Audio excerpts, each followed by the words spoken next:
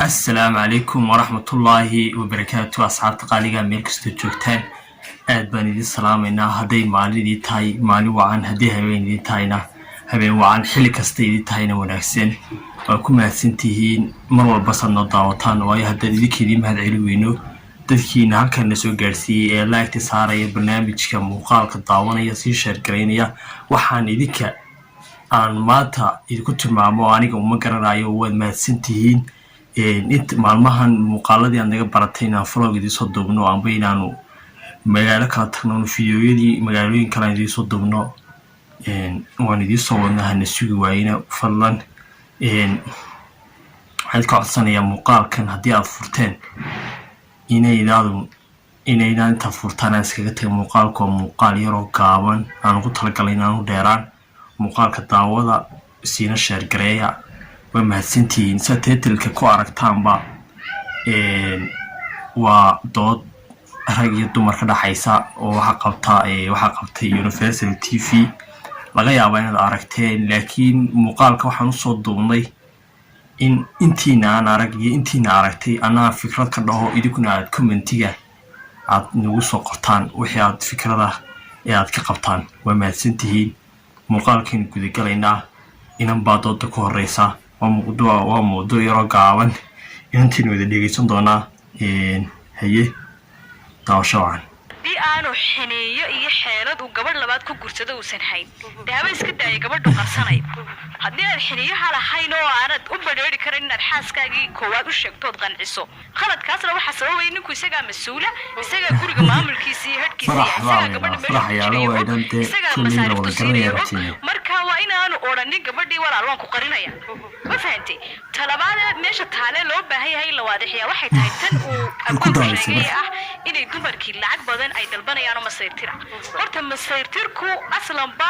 ma ahaba shay wanaagsan oo ay tahay gabadhu inay qaadato haddii ay ninkiis ay isku qanacsiin inuu gabadh labaad guursado gurigeeda joogaysa iyada saas oo hadlaysaa ninkan oo leeyahay qaadanaysa ninka iga rusheeda marka ninka taas horta anigu diidanahay laakiin mid bayn ognahay oo aan la dafiri karin ragga maanta wax qarinaya ee gabadha labaad qarsanaya ee magaalada koonadeeda kala dejinaya ee daanta isagoo xaaskiisii ay degan tahay weyne dejinaya xaaska labaad daanta kala ku qarinaya ragga lacagta haysta oo ma ahaba rag ka baqaya inay masayrtir $14,000 iyo taqan dahaba laga qaadayo gabadhii weyne wada daawanay bal ninkan oo inta social media ku jirta ninkan waa nin riwaayadaha musalsalada soo saari jiray ee socda bal ninkana wuxuu ku dooday isna inantii waxa ku dooday in arkaynaa ninka markaan dhageysanayno inaguna waxaan ka dhihi lahayn anu waxaan ka odhanayaa idinkuna committee bal waxaad kasoo tiraadaan bay eegi doonaa ninkana aynu daawano waxaan u soobaynayaa waa laba qaybood hablihii oo jabay oo qiimo jabay oo qiimihii ay lahaayeen ka tegey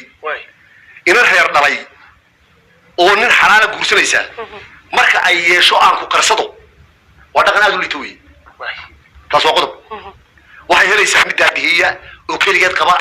oo aan kala la qabin waxay helaysaa mid aan qarin oo gacanta qabta guriga sii jeedaan kugu qabaya habeenkiina waan ku imanaya maalinta dhan waan maqanahay ama maalintii waan ku imanaya habeenkiina waan maqanahay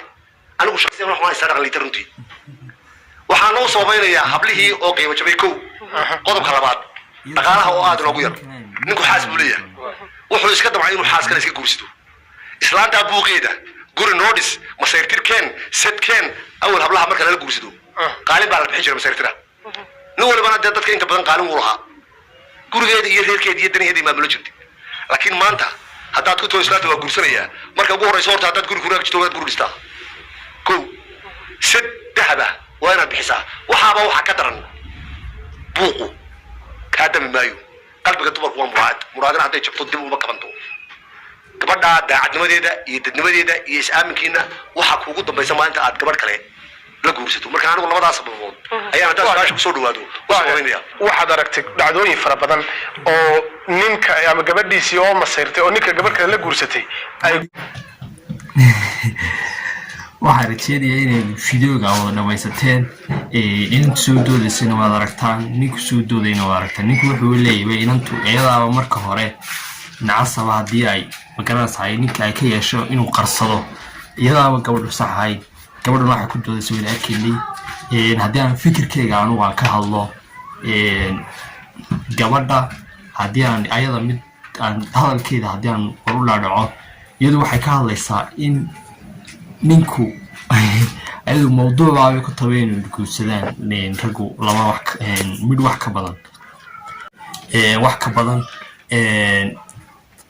haddii aanu fikradeyda idiisu gudbiyo way dee inkastoo imika waqtigan lagu jiro aad iyo aad u adag tahay in ma garanaysaayey raggu ay dumar badan guursadaan haddana saasay tani diintu way banaysay dumarku inta badan waxay ku doodaan diintu way banaysay waa tiraadaan laakiin waa wax jira on dumarkii baan iminka lagama barbaxayaba haddii qaar waxaad aragteen la gubayo qaar dharkoogii la gubayo wallaahi markaad sii eegto mushkiladdu haysta ragga naagaha badan leh oo waxyaabaha ay rag dumar kula dhaqmayaan uma garanayo waxay kula dhaqmayaan waxyaabahan xad ka baxayn laakiin iminka waqtigan la joogo waxa qurux badan mid kastaaba inuu midhiisa midhaa uu ilaahay hadduu helaba inuu midhaa iska haysto oo midhaa iska guursado oo midhaa waqti kala dhamaysto ayaa aniga fikradeyda ila qurux badan idinka tiina amba fikirkiina quruxda badan leh waanu sugaynaa muuqaalkan haddii aad halkaas soo gaadheen waxaa tahay qof muhiima barnaamijka sii sheergaree asxaabtaada la wadaag waa inoo iyo muuqaalka xiga assalaamu calaykum waraxmatullaahi